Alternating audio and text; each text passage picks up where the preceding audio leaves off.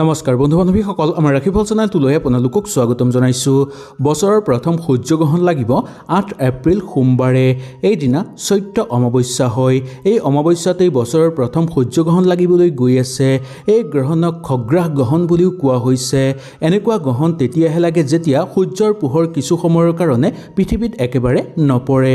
ইয়াৰ ফলত সূৰ্য একেবাৰে দেখিবলৈ পোৱা নাযায় আৰু পৃথিৱীত অন্ধকাৰ দেখিবলৈ পোৱা যায়। সেইকাৰণে এই গ্ৰহণক পূৰ্ণগ্ৰাস গ্ৰহণ বুলিও কোৱা হয়।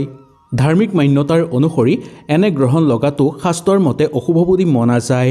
আহক এতিয়া জানি লওঁ এই সূৰ্যগ্ৰহণ কেতিয়া লাগিব, কিমান সময়ত লাগিব, কিমান সময়ত অন্ত পৰিব আৰু এই সূৰ্যগ্ৰহণ কিমান সময় ধৰি চলি থাকিব।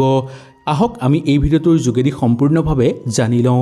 ভিডিঅ'টো ভাল লাগিলে লাইক এটা কৰি আমাৰ মনোবল বঢ়াব আৰু আপোনালোকৰ বন্ধুবৰ্গৰ লগত শ্বেয়াৰ কৰি তেওঁলোককো উপকৃত কৰিব। ভাৰতীয় সময় অনুসৰি বছৰৰ প্ৰথম সূৰ্যগ্ৰহণ লাগিব 8 এপ্ৰিল সোমবাৰে ৰাতি 9:12। এই গ্ৰহণ অন্ত হ'ব মাজৰাতি 1:25। এই গ্ৰহণ প্ৰায় 4 ঘণ্টা ধৰি চলিব। এই গ্ৰহণত সূৰ্যটো আপোনালোকে প্ৰায় 7.5 মিনিট সময় দেখা নাপাব। এই গ্ৰহণৰ সৰ্বাধিক প্ৰভাৱ বেছিকৈ পৰা দেখিবলৈ পোৱা যাব আমেৰিকাত। এই গ্ৰহণ পোনপ্ৰথমেই লাগিছিল 1973 চনত। 2024 চনত এই গ্ৰহণ আপোনালোকে আকৌ দেখিবলৈ পাব।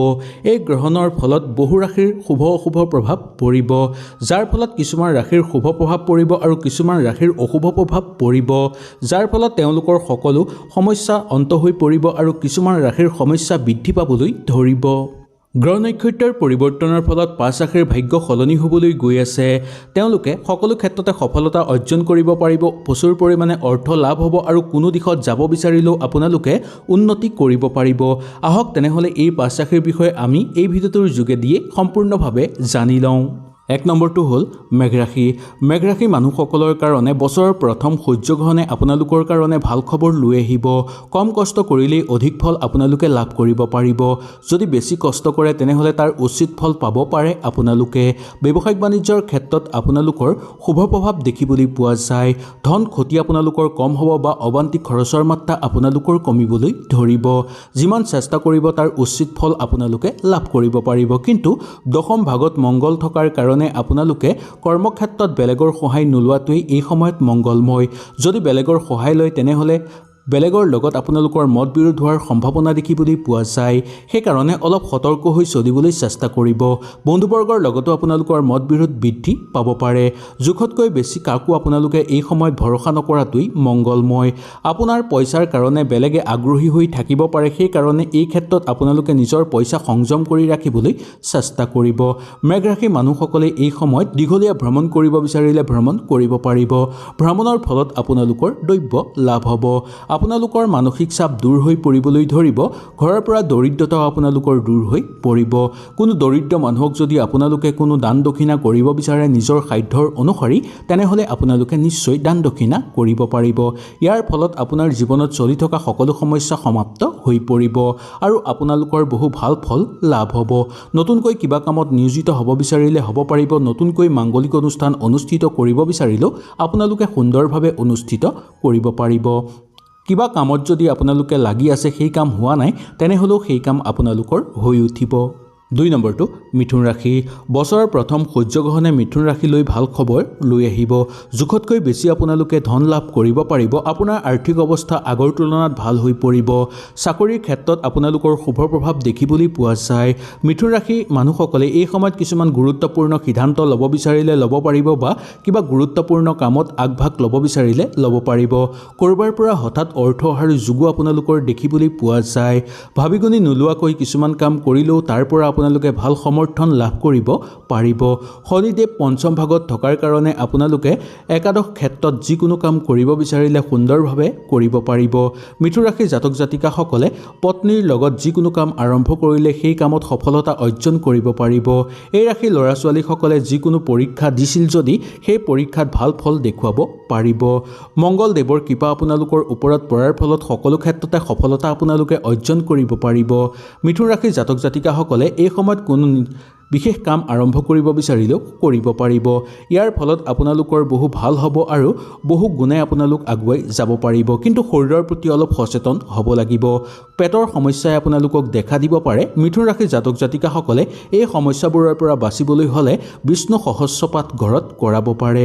এই গ্ৰহণৰ পিছতেই যদি আপোনালোকে বিষ্ণু সহস্ৰপাঠ ঘৰত কৰোৱায় তেনেহ'লে আপোনালোকৰ বহু ভাল হ'ব আৰু নিজৰ সাধ্যৰ অনুসৰি যদি কাৰোবাক দান দক্ষিণাও কৰিব পাৰে তেনেহ'লেও ইয়াক বহু শুভ হ'ব বুলি মনা গৈছে।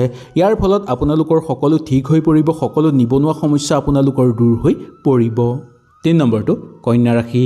কন্যা ৰাশিৰ কাৰণে এই সূৰ্যগ্ৰহণে আপোনালোকৰ কাৰণে শুভ সংকেত লৈ আহিব। সমাজত আপোনালোকৰ মান সন্মান বৃদ্ধি পাব। কন্যা ৰাশিৰ জাতক জাতিকাসকলে দাম্পত্য জীৱন সুন্দৰভাৱে অতিবাহিত কৰিব পাৰিব। কিবা নহয় কিবা আপোনালোকৰ নতুন সুখবৰ আহিব পাৰে দাম্পত্য জীৱনত। ব্যৱসায়িক বাণিজ্যৰ ক্ষেত্ৰত সফলতা অৰ্জন কৰিব পাৰিব। সেইকাৰণে ব্যৱসায়ত বিনিয়োগ কৰিবলৈ চেষ্টা কৰিলেও আপোনালোকে বিনিয়োগ কৰিব পাৰিব। আৰ্থিক অৱস্থা আপোনালোকৰ ভাল হৈ পৰিব। পাবলগীয়া ধন লাভৰ সম্ভাৱনা দেখিবলৈ পোৱা যায়। পৰিয়াল বা ঘৰত আপোনালোকৰ প্ৰেম আৰু বিশ্বাস বৃদ্ধি পাবলৈ ধৰিব। ঘৰত আনন্দময় পৰিৱেশ বিৰাজ কৰিব। এই সময়ত আপুনি সুখত থাকিব পাৰিব আৰু সকলোৰে মৰম চেনেহ লাভ কৰিবলৈ সক্ষম হ'ব। যদি আপুনি নতুন চাকৰি কৰিব বিচাৰে বা নতুন চাকৰি আবেদন কৰিব বিচাৰে তেনেহ'লে অতি শীঘ্ৰে কৰাটো মংগলময়। এই সময়খিনি আপোনালোকৰ কাৰণে বহু ভাল বুলি মনা গৈছে। নতুন কাম আৰম্ভ কৰিব বিচাৰিলে কৰিব পাৰিব বা নতুন কামত যোগদান কৰাৰ প্ৰবল যোগ আপোনালোকৰ দেখিবলৈ পোৱা যায়। আহিবলগীয়া ঘৰত মানুহৰ সম্ভাৱ দেখিবলৈ পোৱা যায় বা ঘৰত অতিথি আলহীৰ সম্ভাৱনা দেখিবলৈ পোৱা যায়। মনে বিচৰা জীৱনসংগী আপোনালোকে লাভ কৰিব পাৰিব। প্ৰেমৰ অপেক্ষাত ৰৈ থকা লোকসকলে এই যোগ লাভ কৰিব আৰু প্ৰেম বিবাহৰ প্ৰবল যোগ দেখিবলৈ পোৱা যায়। তেওঁলোকে সকলো ক্ষেত্ৰতে উন্নতি কৰিব পাৰিব আৰু সকলো দিশতে আগুৱাই যোৱাৰ বাট তেওঁলোকৰ মুকলি হৈ পৰিব। বন্ধুবৰ্গৰ লগত থাকোঁতে অলপ সাৱধানেৰে চলিবলৈ চেষ্টা কৰিব, কাৰণ কোনো বিশ্বাসঘাতকতা বন্ধুৱে যাতে ঠগ প্ৰবঞ্চনাৰ বলি কৰি আপোনাক তুলিব নোৱাৰে তাৰ প্ৰতি আপোনালোকে লক্ষ্য ৰাখিব। ঘৰত যদি নতুনকৈ মূল্যৱান সম্পদো ক্ৰয় কৰিব বিচাৰে তেনেহ'লেও আপোনালোকে সুন্দৰভাৱে সেই মূল্যৱান সম্পদ ক্ৰয় কৰিব পাৰিব। 4 নম্বৰটো হ'ল ধনুৰাশি। ধনুৰাশি জাতক জাতিকাসকলৰ এই সূৰ্যগ্ৰহণৰ ফলত আপোনালোকৰ ভাল দিন আহি পৰিছে বুলি ক'ব পৰা যায়। কৰ্মক্ষেত্ৰত আপোনালোকে অধিক ফল লাভ কৰিবলৈ সক্ষম হ'ব আৰু কৰ্মক্ষেত্ৰত আপোনালোকৰ মান সন্মানো বৃদ্ধি পাবলৈ ধৰিব।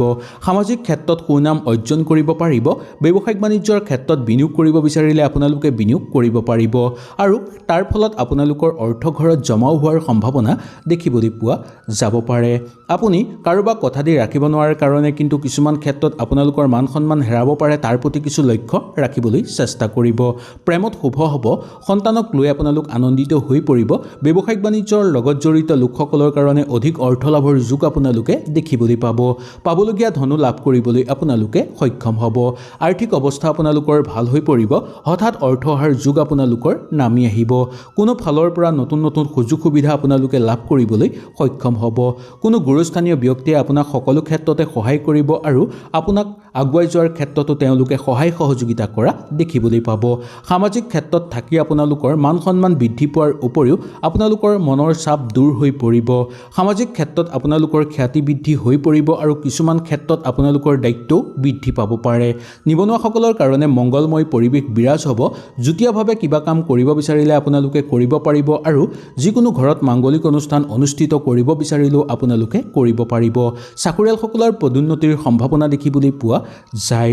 ধনুৰাশি জাতক জাতিকাসকলে কোনো মানুহক দান কৰিব বিচাৰিলে দান কৰিব পাৰিব আৰু ঘৰত যদি লক্ষী পূজা পাতিব পাৰে তেনেহ'লেও আপোনালোকৰ বহু মংগল হ'ব, যাৰ ফলত আপোনালোকৰ মনৰ আশা পূৰ্ণ হৈ পৰিব। সকলো আধৰুৱা কাম হৈ পৰিব আৰু সকলো ক্ষেত্ৰতে আগুৱাই যোৱাৰ বাট আপোনালোকৰ মুকলি হৈ পৰিব।